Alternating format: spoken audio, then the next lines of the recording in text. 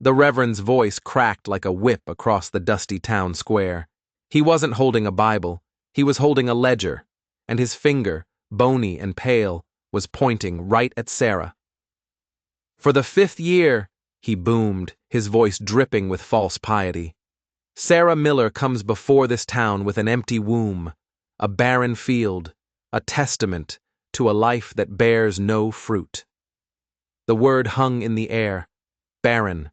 It was more than a word in Redemption Creek. It was a sentence, a brand burned onto a woman's soul. The women of the town lowered their eyes, some with pity, some with a cruel kind of satisfaction. The men just shifted their weight, their faces hard and unreadable. Sarah stood alone in the center of it all, her hands clutching an empty market basket. Her husband, Daniel, had been dead a year. Fever, they said. It had taken him fast, and it had left her with nothing but his name and the crushing weight of the town's judgment. "The Lord's law is clear," the Reverend continued, his eyes sweeping the crowd. "A woman's worth is in her children. Her legacy is in her fruitfulness. What legacy does Sarah Miller offer this town? Nothing but an empty house and a barren name." Shame, hot and suffocating, washed over her. She wanted to disappear, to sink into the hard-packed earth and never rise again. Then, a voice cut through the silence. It wasn't loud, but it was low and steady, like the rumble of distant thunder. "You're wrong, preacher." Every head turned. A man was leaning against the hitching post in front of the saloon. He was a stranger, tall and broad-shouldered, with a layer of trail dust that couldn't hide the quiet intensity in his eyes. He pushed himself off the post and started walking toward the center of the square, his steps slow and deliberate. The Reverend's face tightened. "Who are you to question the word of God, stranger?" The man didn't stop until he was standing right in front of Sarah. He didn't even look at the preacher. His eyes, the color of a stormy sky, found hers. "The worth of a person ain't measured in what they produce," the cowboy said, his voice just for her, though the whole town was straining to hear. "It's measured in what they endure." He turned to face the Reverend, and the crowd took a collective step back. There was something dangerous in his stillness. "This woman has endured the loss of her husband," the cowboy said, his voice rising now, sharp and clear. "She has endured the whispers and the judgment of this town, and she has done it with a grace you clearly know nothing about." The Reverend's face turned a blotchy red. "This is a matter of community morals. It has nothing to do with you." "It does now," the cowboy said. He turned back to Sarah, and in front of God and the entire town of Redemption Creek, he did the unthinkable. He took her hand. His hand was rough and calloused, but it was warm. A small point of heat in her cold, empty world. "This woman needs a husband to protect her name," he announced, his gaze sweeping the stunned faces of the crowd. "So I'm offering mine, and my home." A collective gasp went through the square. It was madness. A complete stranger, a trail-worn drifter, offering marriage to the town's shamed widow? It made no sense. But as he stood there, his hand holding hers, a shield against the poison of the town, Sarah felt something she hadn't felt in a year, a flicker of hope, a chance. She looked up into his face, into the eyes of this man who had just saved her.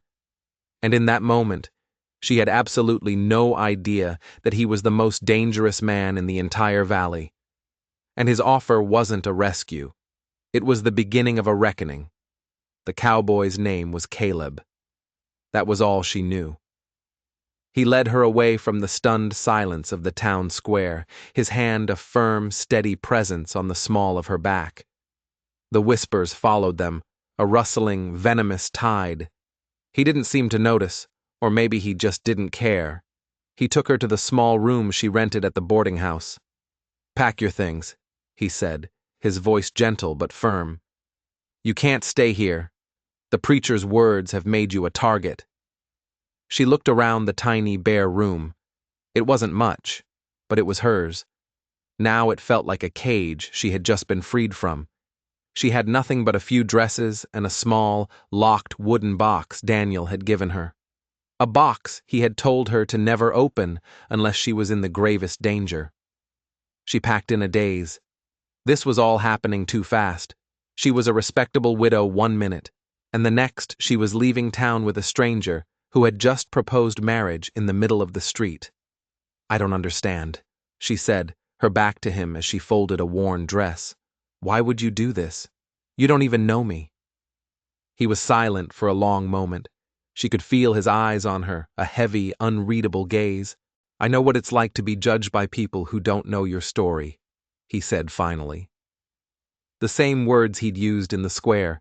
It felt like a practiced line, a shield he used to hide his real reasons. But what could his real reasons be? He took her to his small ranch, a few miles out of town. It was a stark, lonely place, a small cabin and a sturdy barn set against the backdrop of the unforgiving mountains. It was the home of a man who was used to being alone. The arrangement was just as he'd said it would be, a marriage of convenience. He gave her the small bedroom, taking a bedroll for himself by the fire in the main room. They were married by a traveling preacher 2 days later, a quick, quiet ceremony, with no witnesses but the wind and the mountains. He was a good man. At least, he seemed to be.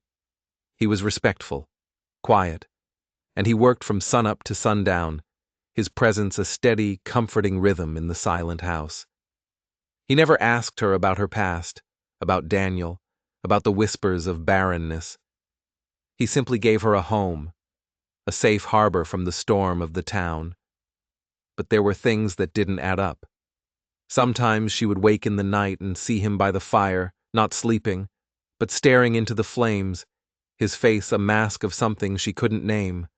Grief, maybe, or a deep, burning anger. And then there was the way he watched the road. Every time a rider came into view, his hand would drift to the pistol he always wore at his hip. He wasn't just a rancher. He was a man waiting for a fight. The first real crack in his story appeared a week after their wedding. She was cleaning the main room when she found it, tucked under a loose floorboard near the hearth. It was a leather satchel, old and worn. She knew she shouldn't, but a force she couldn't name made her open it.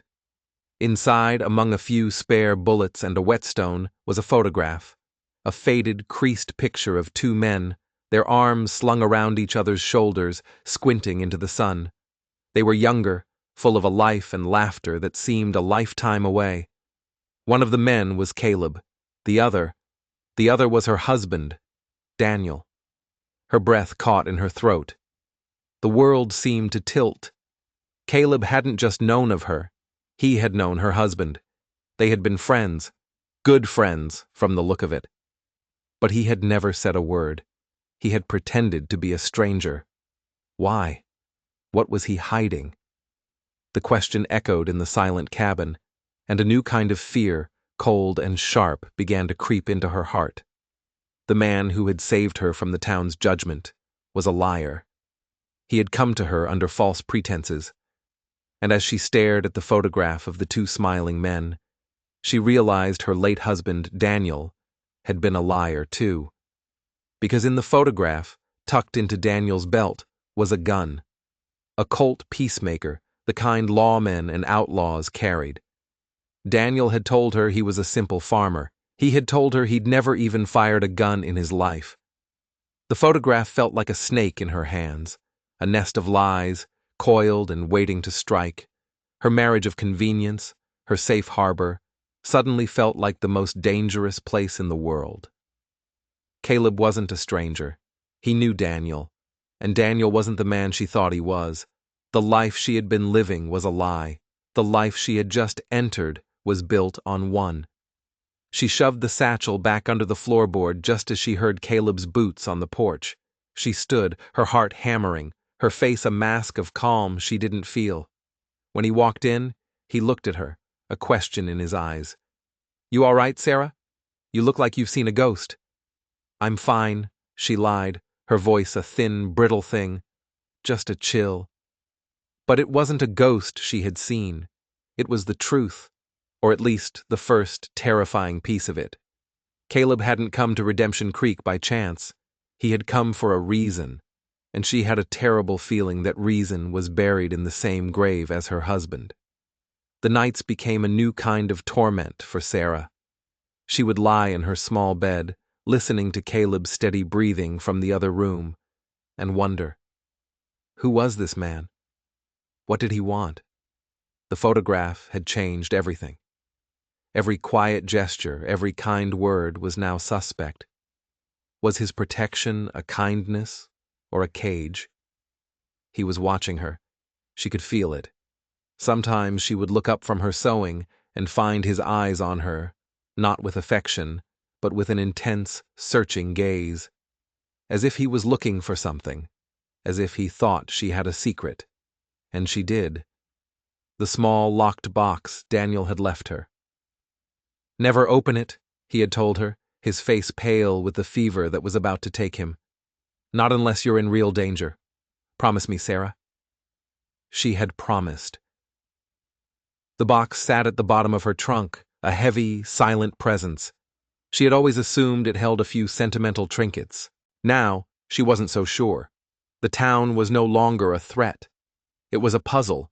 The Reverend's condemnation, the whispers of barrenness. Had it all been a lie, too? A way to isolate her, to keep her weak and alone?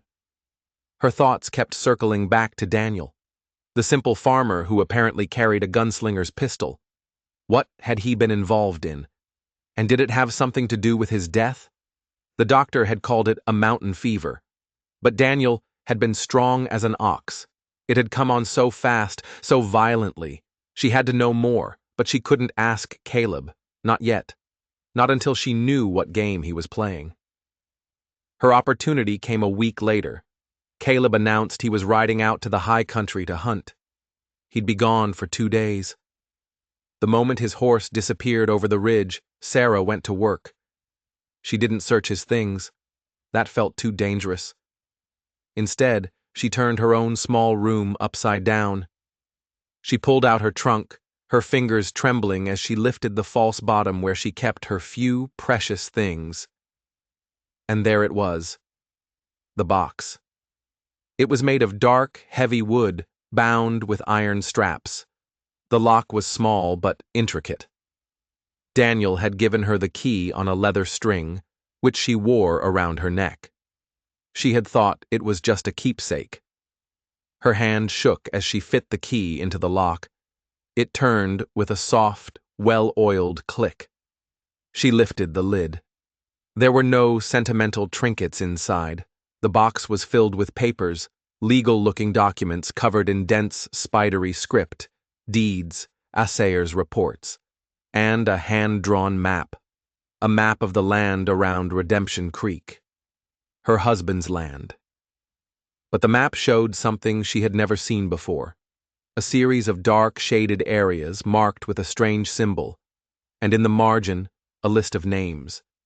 The Reverend's name was at the top, followed by a half-dozen other prominent men from the town, the very men who had been the loudest in her condemnation. At the bottom of the box, tucked beneath the papers, was a small, leather-bound journal. It was Daniel's. His handwriting was rushed, frantic. The last entry was dated the day before he fell ill. She read the words, and the blood drained from her face. It wasn't a fever that killed her husband. The journal was a record of a discovery Daniel had made by accident. He had found gold on their land. Not just a little. A rich vein running right through the heart of their property. He had kept it secret, planning to file the claim legally. But someone had found out. The Reverend. The Reverend had come to him, not with a Bible, but with a threat. He and the other men on the list, they wanted a piece of it. They called it a tithe for the good of the community. Daniel had refused. He was an honest man. He wouldn't be bullied. The last entry was chilling. The Reverend was here again tonight. His eyes were cold. He brought a bottle of whiskey to celebrate our future partnership, he said. I told him no. He left the bottle anyway. Said I'd change my mind. There's something wrong about this. Something feels off. Sarah's hands were shaking so hard she could barely hold the journal. He had been poisoned. Her husband hadn't died. He had been murdered. And the Reverend, the man who had shamed her, who had called her barren, he was the one who had done it. It all made a terrible, sickening kind of sense. By declaring her barren, by shaming her and isolating her, the Reverend and his cronies had a legal pretext under the town's charter. A widow with no children had limited claim to her husband's property. They were trying to steal not just her land, but the fortune that lay beneath it. She slammed the box shut, her mind racing. She had to get out. She had to take this proof to the federal marshal in the next county. She grabbed the box and ran for the door. She threw it open and froze. Caleb was standing on the porch. He wasn't supposed to be back for another day. His face was unreadable, a mask of stone, but his eyes weren't on her. They were on the box in her hands. He had known. He had known about the box all along. He hadn't been watching her. He had been waiting for her to find it. "I was hoping you'd trust me enough to show me that yourself, Sarah," he said, his voice quiet, but laced with a disappointment that cut her deeper than any anger could have. The fear came back, sharp and suffocating. Was he part of it? Was he here to finish the job the Reverend had started? She took a step back, clutching the box to her chest like a shield. "Who are you?" she whispered, the question raw with terror. He didn't answer right away. He just looked at her, and for the first time, she saw a flicker of the grief she'd seen in his eyes by the fire. A deep, profound sorrow. "Daniel wasn't just my friend," he said, his voice rough with an emotion he could no longer hide. "He was my brother." The world spun. Daniel, her gentle farmer husband, had a brother who was a gunslinger, a brother he had never, ever mentioned? The lies just kept getting deeper. "He never told me he had a brother," she stammered, her mind struggling to catch up. "He wouldn't have," Caleb said, a bitter edge to his voice. "The day I strapped on this gun, my family disowned me, said I was a disgrace. Daniel was the only one who didn't turn his back on me."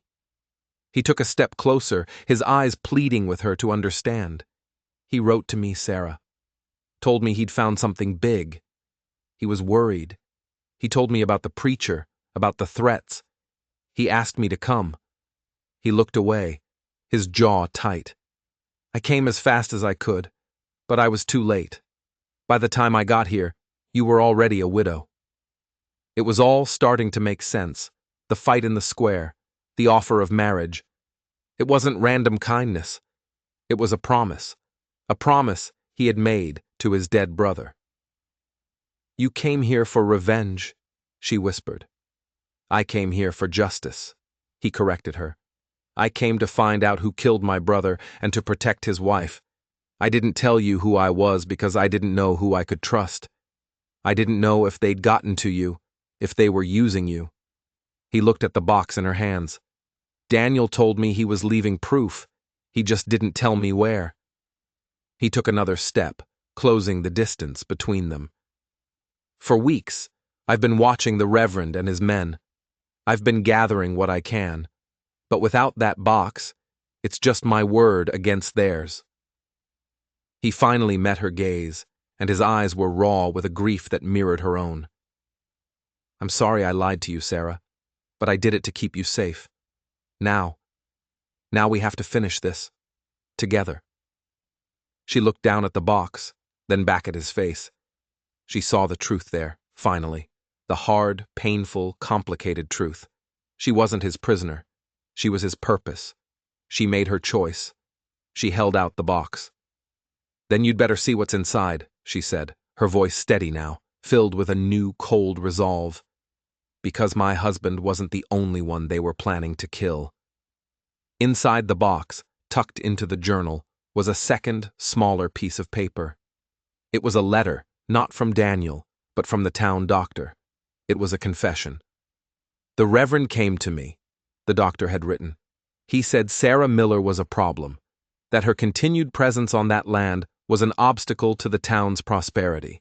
He offered me a great deal of money to declare her barren. Sarah's breath hitched. Her barrenness wasn't a judgment from God. It was a lie, bought and paid for. But that's not all, the letter continued. He wanted more. He gave me a powder tasteless and odorless. He said it would mimic the symptoms of a mountain fever. He wanted me to give it to her, to put it in her food, her water, a little bit each day. He wanted her to fade away quietly, a tragic widow succumbing to grief and illness. No one would ever suspect. The doctor's final damning words were scrawled at the bottom of the page. I couldn't do it. I took his money, but I can't be a party to murder. I'm leaving town tonight. This letter is my insurance. If anything happens to me or to her, this will find its way to the marshal. He never made it out of town, Caleb said, his voice grim. They found his body down by the river a week after Daniel died.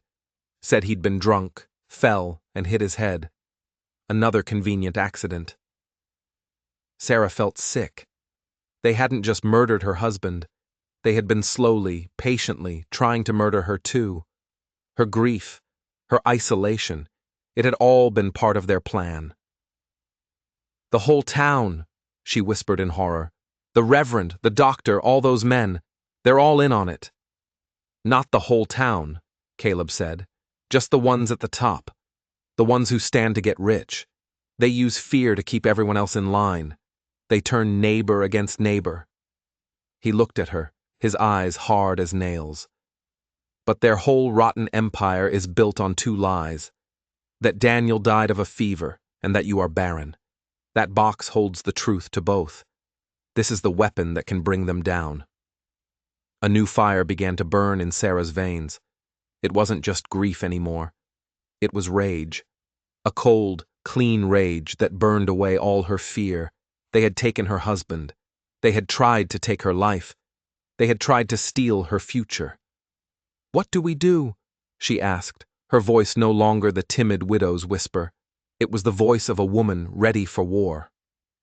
The Reverend holds a town meeting every month to discuss community affairs, Caleb said, a plan already forming in his mind. It's tomorrow night. It's the one time they're all in the same room. He uses it to tighten his grip, to issue his veiled threats. It's his stage. Then we'll use his stage to tell a different story, Sarah finished, her eyes locking with his. A slow smile spread across Caleb's face. It was the first time she had ever seen him truly smile. My brother always did say you were a fighter, he said softly. The next evening, the church hall was packed. The air was thick with the smell of lamp oil and simmering resentment. The Reverend stood at the pulpit, his face glowing with self-righteous authority as he spoke of discipline and moral purity. His cronies sat in the front pew, their faces smug. Sarah and Caleb slipped in through the back and stood in the shadows, waiting. The Reverend finished his sermon and turned to the town's business. He began by talking about the importance of using land productively. He spoke of fields that lay fallow, of resources that were being wasted. Everyone knew he was talking about her land. It is time, the Reverend declared, his voice booming, for the town of Redemption Creek to take control of its own destiny, to ensure that all our land is used for the glory of God and the prosperity of this community. He was about to propose a formal seizure of her property, using her barrenness as the legal justification. That was their cue. You speak of God's glory, Reverend, Caleb's voice rang out from the back of the hall. But it seems to me you're more concerned with the glory of gold. Every head in the room turned. A wave of gasps and whispers rippled through the crowd as Caleb and Sarah stepped into the light. The Reverend's face went pale, then purple with rage. What is the meaning of this intrusion? This man is a stranger, a troublemaker. My name is Caleb Miller, he announced, and another shockwave went through the room. Daniel Miller was my brother. He didn't have to say anything else. The connection was made. The lies were already starting to unravel. And this is his wife, Sarah," Caleb continued, his voice resonating with a power the Reverend could never match. "The woman you and your friends tried to murder." He held up the doctor's letter. "I believe you all know Dr. Peterson's handwriting." The men in the front pew began to stir, their faces a mixture of fear and fury. One of them, a burly man named Grimes, stood up, his hand going to the gun at his hip. "These are outrageous lies," he bellowed. "Are they?" Sarah's voice cut through the noise, sharp and clear. She walked forward, holding Daniel's journal. "Then perhaps you'd like to explain my husband's last words, the ones he wrote right after you shared a bottle of poisoned whiskey with him, Reverend." The Reverend was speechless, trapped. His own stage had become his gallows. "She's a barren woman, a liar!" one of the other men shouted, a last desperate attempt to use the old poison. "No," a new voice said from the side of the room. A woman, the wife of one of the men in the front pew, stood up. Her face was pale, but her voice was strong. "She's not. I was there. I helped deliver her child." The hall erupted. A child? Sarah Miller had a child? The woman, Mrs. Davies, pushed her way to the front, her eyes filled with a mixture of guilt and resolve. "It's true, a beautiful baby girl. But the Reverend, he told us the child was born sickly. He said he was taking it to a special doctor in the next county. He told us not to speak of it, to spare Sarah the pain." She turned to the Reverend, her voice breaking with shame. "You told us it was an act of mercy." The final lie had been exposed, and it was the most monstrous one of all. He hadn't just tried to steal her land, he had stolen her child. The Reverend's face crumbled. The mask of piety was gone, revealing the ugly, greedy monster beneath. He turned, not to the crowd, but to the side door of the church. He was going to run. But Caleb was already there, blocking his path. The cowboy wasn't smiling anymore. His face was a thundercloud of righteous fury. "You're not going anywhere, preacher," he said, his voice a low, deadly growl. "You have a sermon to finish. It's called a confession." The crowd surged forward, no longer a congregation of sheep, but a pack of wolves that had just seen their shepherd for what he truly was. The men in the front pew were surrounded, their faces ashen with terror. The whole rotten conspiracy was collapsing in on itself. Sarah stood in the middle of the chaos, her mind reeling from the final devastating revelation. A child, a daughter. She wasn't barren. She was a mother. They had taken her baby. A new strength, a fierce primal power flooded through her. She was no longer just fighting for justice, for her husband's name. She was coming for her child. The chaos in the church hall was a storm of its own. The Reverend's followers, the men who had built their futures on a foundation of lies, were trapped. The townspeople, their fear finally burned away by a rage they had suppressed for too long, surrounded them. There was nowhere to run. "Where is she?" Sarah's voice cut through the uproar. She was standing in front of the Reverend, her eyes blazing with a mother's fury. "Where is my daughter?" The Reverend, his face a mess of sweat and terror, just shook his head, mumbling about God's will. Caleb grabbed him by the collar of his fine black coat and lifted him half off the floor. "God has nothing to do with this. This was your greed.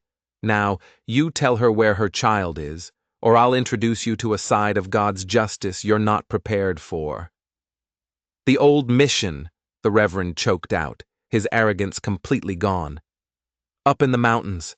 I told them she was an orphan, a foundling." Mrs. Davies, the woman who had delivered the baby, let out a sob. "He told us he was doing what was best. He said the child wouldn't survive, that it was a mercy." It had all been a lie, a calculated, cruel masterpiece of deceit. He had stolen her daughter to complete the legal fiction of her barrenness, ensuring his claim on the land would be unbreakable. "Sheriff!" someone yelled. "We need the sheriff!" But the town's sheriff, a man who had long been in the Reverend's pocket, was already trying to slip out the back door. The crowd caught him, their faces hard with betrayal. Justice in Redemption Creek was not going to come from a tin star. It was going to come from the people who had been wronged. While the town dealt with the conspirators, Caleb and Sarah were already moving. They burst out of the church and ran for the stables. The old mission was a half-day's ride, a difficult, winding path into the high country. They rode like they were possessed, their horses straining, their own hearts pounding in time with the hoofbeats. Sarah clung to Caleb, her mind a prayer, a single repeated plea. Let her be safe. Let her be all right. They reached the mission just as the sun was setting. It was a crumbling adobe building, a forgotten relic from another time.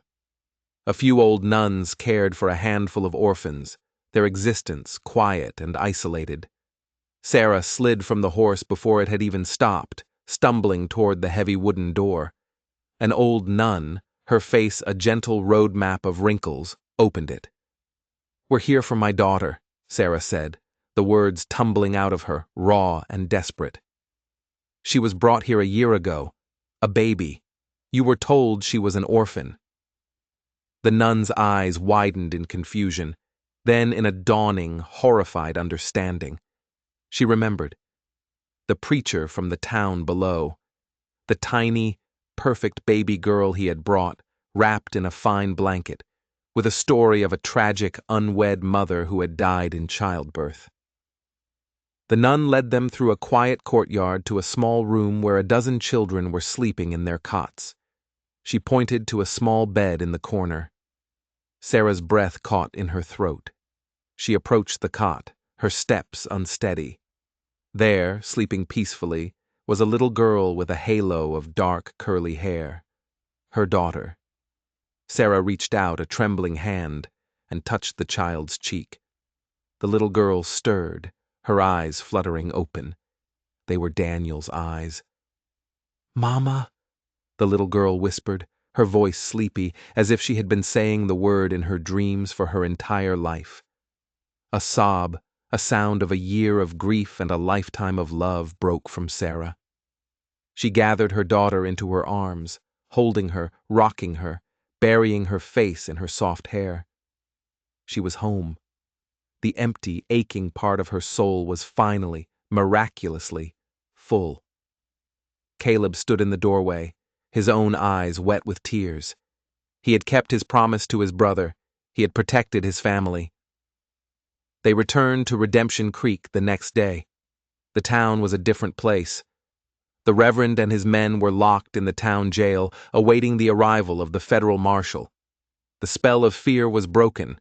When Sarah rode into the square, holding her daughter in her arms, the townspeople came out of their homes. But they didn't whisper. They didn't judge. They wept. They saw not a barren widow, but a mother who had been robbed, a woman who had fought her way back from the brink to reclaim her child.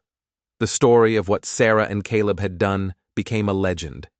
They had faced down a corrupt power, not with guns, but with the truth. They had given the town back to its people. They renamed their daughter Hope, because that is what she was, the future. The ranch flourished. With the gold from Daniel's claim, they were able to build a real home, a place of warmth and laughter. Caleb, the gunslinger, hung up his gun belt. He was no longer a man seeking justice for the past. He was a husband and a father, building a future. One evening, they stood on the porch of their new house, watching the sunset paint the sky. Hope was playing in the yard, her laughter echoing in the clear mountain air. Sarah leaned her head on Caleb's shoulder. "He would be so proud," she said softly, thinking of Daniel. "He is," Caleb said, his arm tightening around her. He knew his brother's spirit was at peace. Their life wasn't a fairy tale. It was built on a foundation of pain and loss. But from those ashes, they had built something strong, something real, a family, a community, a home. They had taken a town called Redemption, and finally, after all the lies and all the secrets, they had made it worthy of its name. The story of Sarah and Caleb reminds us that even in the darkest of times, the truth has a power of its own. It shows us that a person's worth is not in what the world says they are, but in the love they give and the courage they show. If their story of resilience and justice touched your heart, don't forget to subscribe. And let us know in the comments, what do you think is the most powerful force for change? A weapon or the truth? Thanks for watching.